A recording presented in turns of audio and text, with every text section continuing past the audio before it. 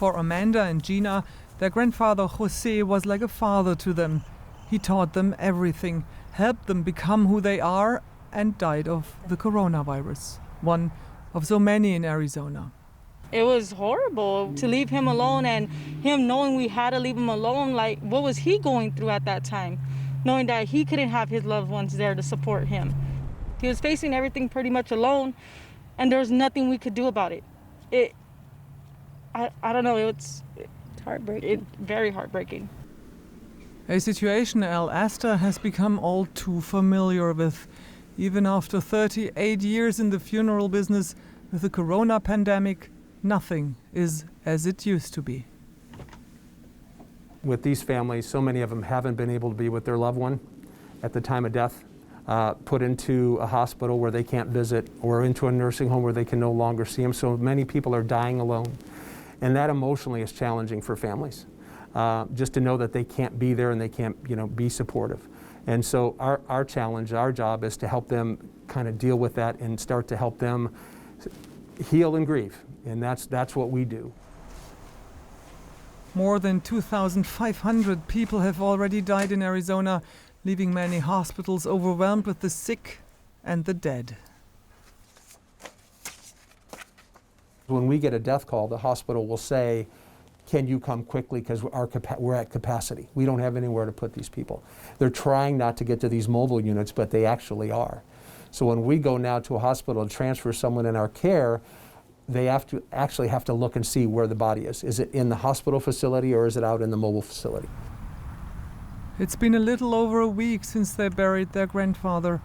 Amanda and Gina still need time to come to terms with their loss.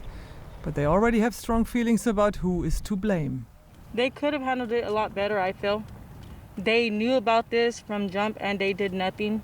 I understand probably so the world wouldn't go in panic mode, but at the same time, look what's going on. Look what occurred due to them knowing and not doing anything about it. And I really do feel they could have did a lot more to help a lot of people, and people are still getting sick. People are still going to the hospital. People are still dying, and I don't understand why. I just don't. And I don't think it's fair to any of us. Their feelings are shared by many mourners in America, that the lack of leadership from the White House is just as dangerous as the virus itself.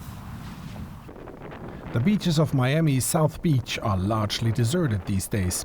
Rain, here to stay for at least a week according to the U.S. National Weather Service, will probably keep Floridians from gathering in large crowds at the beaches, and that's a good thing.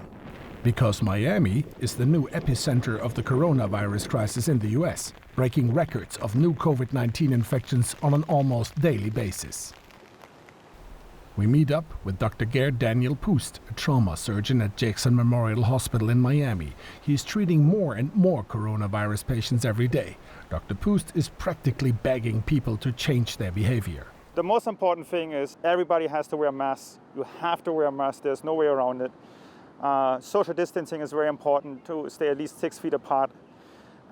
Frequent hand washing, hand hygiene is very important. We cannot have right now large gatherings of people. The Miami-Jackson Memorial Health System, 4 hospitals in total, had 167 COVID-positive patients at the first infections peak back in April.